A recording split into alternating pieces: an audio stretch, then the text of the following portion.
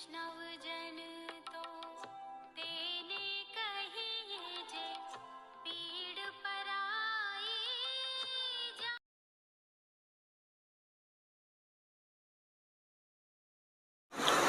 हम आप लोग रोजाना ब्रह्म चैतन्य जी महाराज के द्वारा श्री राम नाम की महिमा श्रवण कर रहे हैं। आज के प्रसंग में है कि आग्रह से नाम स्मरण करें। नाम के समान सूक्ष्म और स्थूल साधन और कोई नहीं। कोई बात लगन से कहनी हो तो लोग कहते हैं सच्चे दिल से कह रहा हूँ। वैसे ही हम नाम स्मरण भी सच्चे दिल से करें, क्योंकि सभी वासनाओं का उद्गम वहीं से है। तो हम नाम को ही वहाँ बसा दें तो अपने आप वासनाओं का क्षय होगा। यों ही दिखावे के लिए नाम स्मरण न करें। नाम आग्रह से और अंतःकरण पूर्वक लें, उसी से हमारा सच्चा हित है। लेकिन वासना ही मर जाएगी, अर्थात पूरी तरह से नष्ट होगी, तो हम विषय कैसे भोगें इसकी चिंता न करें।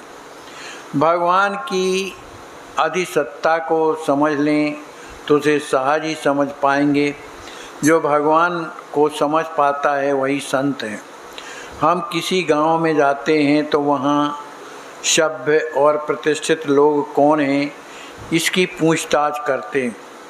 पटेल माने गांव का मुखिया हमें दिखाई देता है, लोग हमें बताते हैं, इसलिए हम उनसे भेंट कर सकते हैं।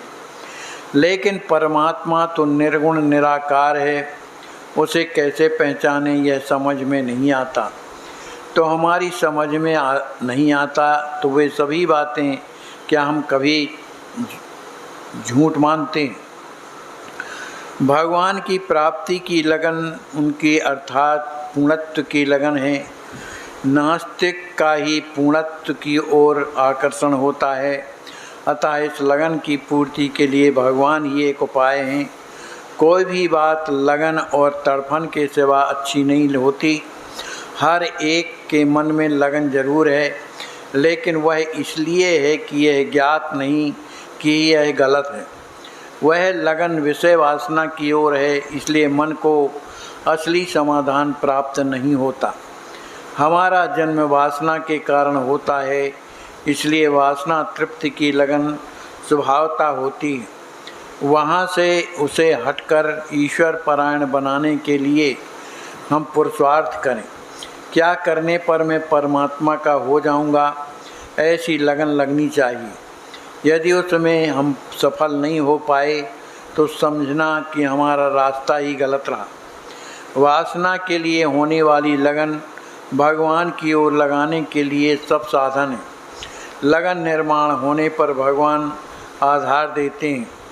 संसार में ऐसा कोई भी दुख नहीं जो भगवान के आनंद में खटाई डाल सके। हर किसी को आनंद चाहिए। आनंद ही भगवान का रूप है, इसलिए मूलतः हमारे भीतर भगवान के लिए जो प्रेम है उसे हम अभ्यास से बढ़ाएंगे। यहाँ कोई पूछेगा कि भगवान हमारा मूल स्वरूप है तो फिर उसका अभ्यास करने की क्या ज़रूरत है। इसका प्रमाण है कि हमें भगवान का विस्मरण हो गया।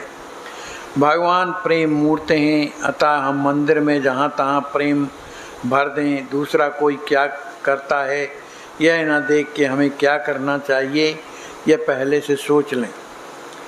गुरु के प्रति अत्यंत निष्ठा रखें।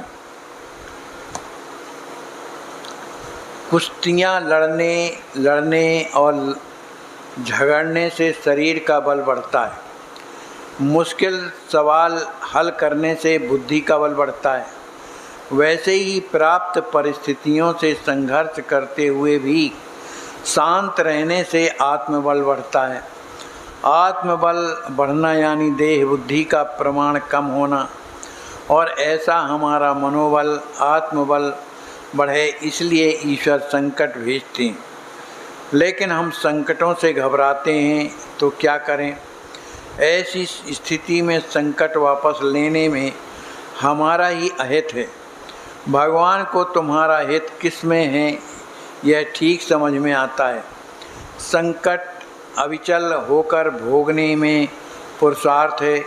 बीमारी आने पर दवा ज़रूर लें, लेकिन दवा से लाभ या हानि परमात्मा की कृपा से होती है। दवा से एक को लाभ होता है तो दूसरे को नहीं। जिससे जिसका हित होने वाला है वह परमात्मा करता है। इसे याद रखें। तुम एक ही काम करो, परमात्मा की शरण में जाकर उससे प्रार्थना करो कि मुझे संकट सहने की शक्ति दो, मेरी शांति भंग मत होने दो, तुम्हारा स्मरण मुझे निरंतर होता रहे। बीमारी सहनी ही है तो उसे शांति से क्यों ना सहें।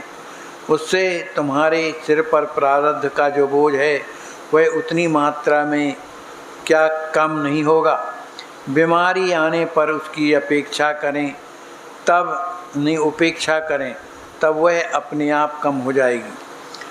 मैं यानी कोई हूँ, यह जैसे हमें अपने अस्तित्व के बारे में आत्मविश्वास होता है, वैसा विश्वास हमें भगवान के बारे में होना चाहिए। भगवान हैं, हमारे सद्गुरुदेव भगवान ही हैं। जब हमारा ऐसा दृढ़ विश्वास होगा तब हम कह पाएंगे कि हमारी सद्गुरु के प्रति श्रद्धा है। मेरी सेवा जो तुम करते हो वह अपनी देह बुद्धि की करते हो। तुम्हें जो पसंद आता है वह तुम करते हो।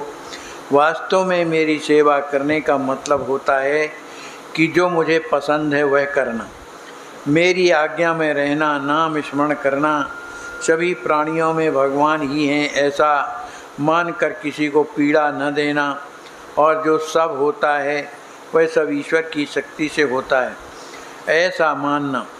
मेरे कहने का तुम पर जो असर नहीं होता उसके दो कारण हो सकते हैं।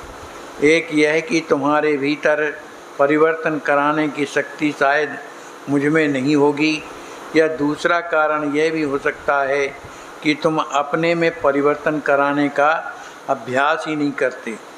जो भी परमार्थ के लिए एकदम परिवर्तन हो जाना भी अच्छा नहीं है। मानो किसी को आज 105 डिग्री बुखार है और कल अचानक 950 बुखार हो गया तो वह भी अच्छा नहीं है। वैसे ही मनुष्य स्वभाव से बड़ा क्रोधी है, कब एकदम शांत हो जाए तो भी वो अच्छा नहीं। हम में धीरे धीरे परिवर्तन होना चाहिए और वह भी विवेक से होना चाहिए। बोलिए श्री सीताराम जी महाराज जी की जय।